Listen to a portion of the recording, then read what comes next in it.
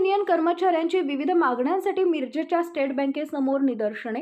मिरजेतील स्टेट बँकेसमोर united forum bank union Sangli जिल्ह्याच्या वतीने जिल्ह्यातील सर्व बँक कर्मचाऱ्यांनी विविध मागण्यांसाठी निदर्शने केली।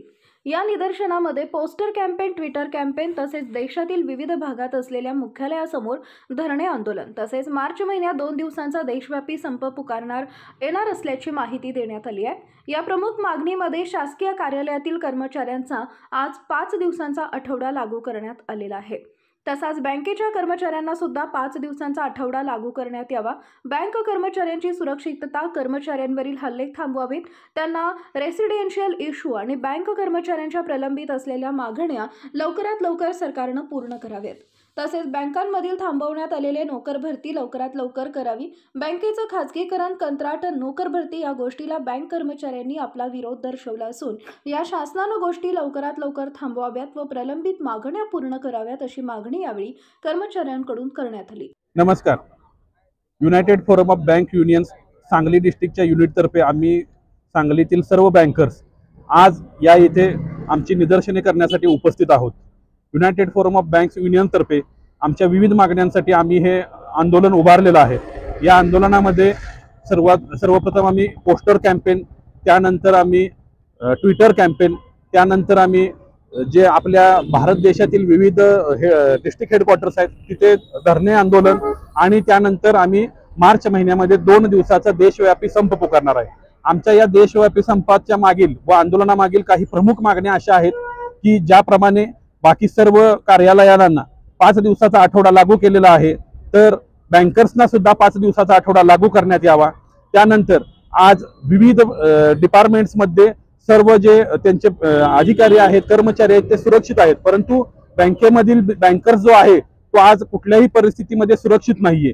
कोणी येतंय बँक कर्मचाऱ्यांवरती, अधिकाऱ्यांवरती हल्ले करतंय, त्यांचा जीव घेण्याचा प्रयत्न करतंय, तर ही परिस्थिती तात्काळ थांबली पाहिजे आणि शासनाने याची दखल घेतली पाहिजे अशी आमची प्रमुख मागणी आहे। त्यानंतर जे बायपार्टाइट सेटलमधील रेसिड्युअल इश्यू आहेत ते रेसिड्युअल इश्यू त्वरितच आमच्या प्रलंबित मागण्या राहिलेल्या पूर्ण करून या पूर्णत्वास नेल्या पाहिजेत।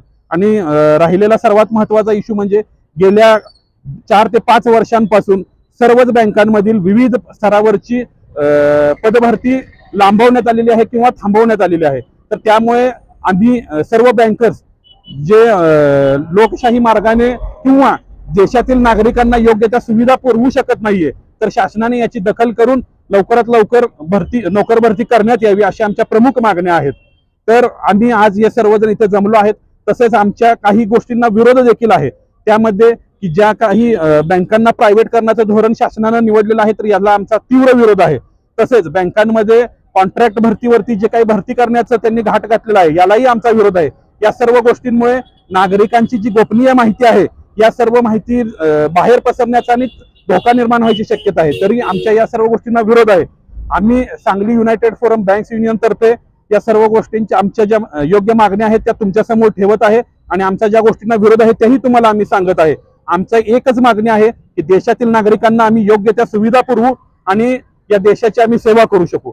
तरी आमच्या या मागण्यांना न्याय मिळावा यासाठी आम्ही तुम्हा सर्वांना विनंती करतो की आमच्या या मागण्या शासनापर्यंत पोहोचवाव्यात। धन्यवाद। नमस्कार, मी Mahesh Patil, united forum of banks union Sangli district याचे एक कन्व्हेनर म्हणून मी तुमच्यासमोर बोलत आहे। आज इथे सर्व देशातील बँकर्स रस्त्यावर उतरलेले आहेत। United forum of banks union यांनी मार्च 24 आणि मार्च 25 या तारखेंना स्ट्राईकची घोषणा केलेली आहे।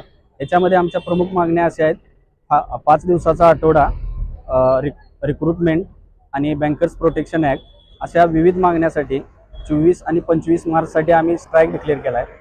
त्याला धरूनच आम्ही सर्व एज्युकेशन प्रोग्राम चालू केले आहेत। त्यातीलच एक भाग म्हणून आज आम्ही प्रत्येक जिल्ह्याला किंवा राज्यस्तरावर डेमॉन्स्ट्रेशन करत आहे। आज इथे सांगली जिल्ह्यातील सर्व बँकर्स एकत्र आलेले आहेत त्या डेमॉन्स्ट्रेशनसाठीच।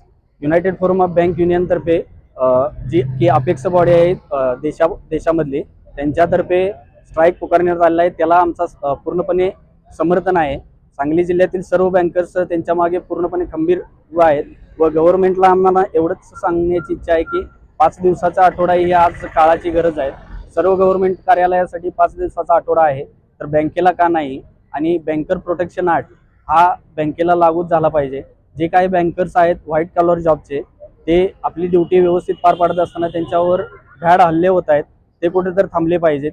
तसेच जी रिक्रुटमेंट थांबलेली आहे, 2 वर्ष झालं बँकेमध्ये अजिबात रिक्रुटमेंट झाली नाही, ती चांगल्या प्रकारे रिक्रुटमेंट करण्यात यावी अशीच आमची सरकारला मागणी राहील. एवढं बोलून मी थांबतो. थँक्यू.